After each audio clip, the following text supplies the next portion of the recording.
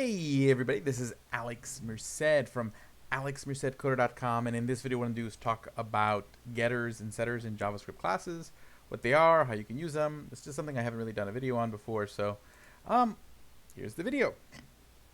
Now, what are JavaScript? Well, what are getters and setters in the first place? The idea of a getter is something that gets a value, so generally returns a value, and a setter is something that sets a value. In lots of different languages, the ability to just be able to have a class or an object and be able to assign it a value and retrieve that value isn't necessarily intrinsic. Like, you can have properties, but then you'd have to define, but the properties are always oftentimes private, so you can't directly access them. So then you have to create like a function to retrieve it and a function to get it. Now, in JavaScript, the way JavaScript is designed is that everything sort of automatically gets this getter and setter function that retrieves the value and delivers the value automatically. That's just pure like, hey, get me the value. Okay, if I say this equals this, then change the value. But you can alter that. Okay, you could do it on a normal object. You could do it in a class. So we'll do a little bit of both. So just for example, let's just say const Alex Merced. Okay, that's me. Okay, and then we were to sit there and say const, we'll have a variable called official name. Okay, and we'll say Alex Merced. And then what I'll do is that I don't want people to actually like directly access official name, because I want in this case, for the reason JavaScript you would use getters and setters is because you want other things to happen. So you might want other things to happen whenever they access the value, and you might want to have other things happen when they set the value.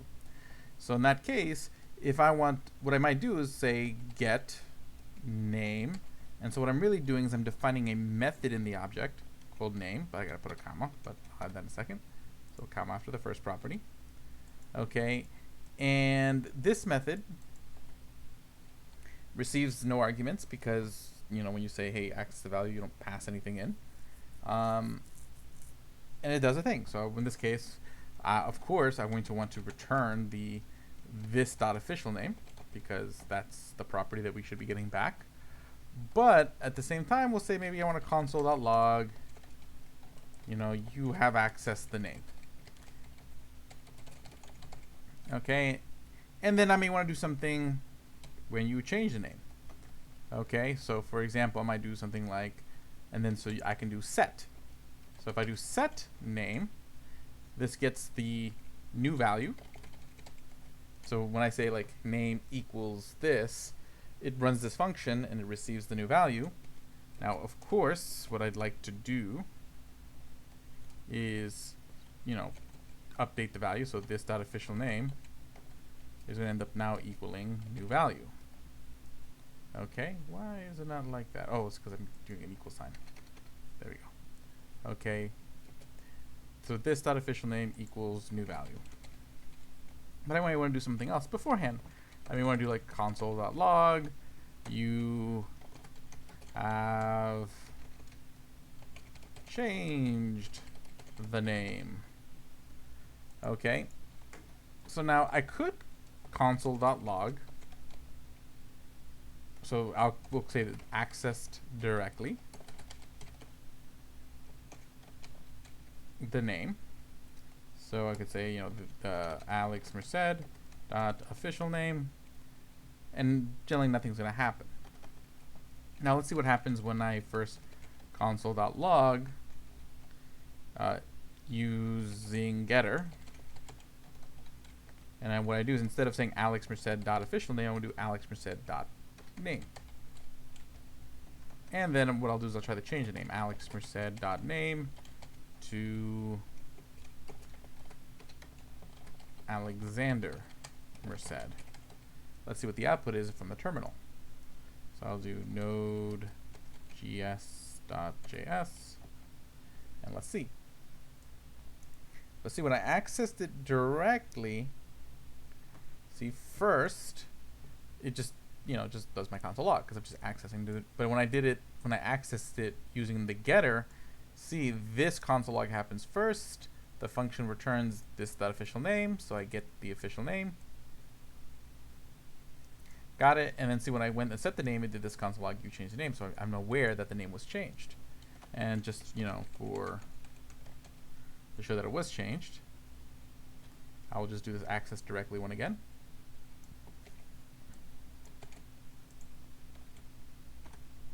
Okay, and see, now we can see that the property's value is changed to Alexander Merced. Very cool. Now, why would I use this? Okay. Imagine that you want to, for example, think of like state. You want to update the DOM whenever something changes. You might want to create a custom setter so that when that value changes, okay, that, hey, it goes and updates the DOM for you, or, triggers some other type of state change within your application. So you can do that here. And that's pretty much, at least for front-end purposes, that's probably what you would use it for. In the back end, I can't think of many reasons I probably use it in like back-end code per se. Maybe I if I was creating some sort of like server software and you change certain values, I might want to trigger other changes in, a lot of the settings of the server, but those would be sort of very like situational type things. But that's basically what you can do. The idea is that, when certain things are done, you want additional logic to run. When I access, or usually it's going to be when you change a value. Like, I can't think of any purposes for me to use like a getter unless I want to put some extra text saying, hey, you got the information. Or, another reason what you might do with a getter is that maybe, for example, if I did something like this, like get formal name. Okay, and what this would do is return Mr. space plus this dot official name. Okay, just put a comma over here.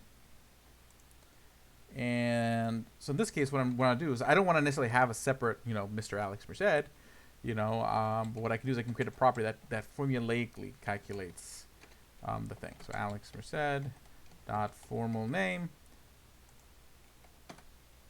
and see, it changes it. Now if I put this back before we change the name, so if I put this back like over here, I can see that, this property also changes after the official name is changed.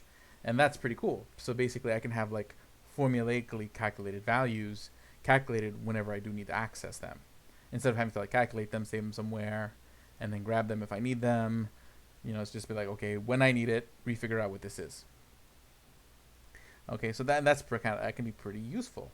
Okay, especially if you have values that are constantly based or relative to another value that's constantly being updated. So that's pretty neat. But yeah, those are sort of the basic applications. So generally, like when I set a value and I want to make sure that I trigger other changes in my app when I change the value, or if I need to get the value and I need to get like and then the resulting value is supposed to be like programmatically figured out, I can use like getters and setters. But yeah, that's the deal with objects. And again, you can do it in a class too. So let me create a quick class. Class person. Okay, I won't even bother with a constructor. We'll just say get. We'll just say cheese equals Gouda. And then we'll add a getter function. So we'll just say get food, and it'll return this.cheese. Okay. So then if I were to sit there and say const Alex equals new person, and then console log alex.food. Again, it looks like I'm just accessing a variable. That's like the beauty of getters and setters. It looks more like you're accessing a variable when there's actually other stuff going on. Okay, see, it returns Gouda.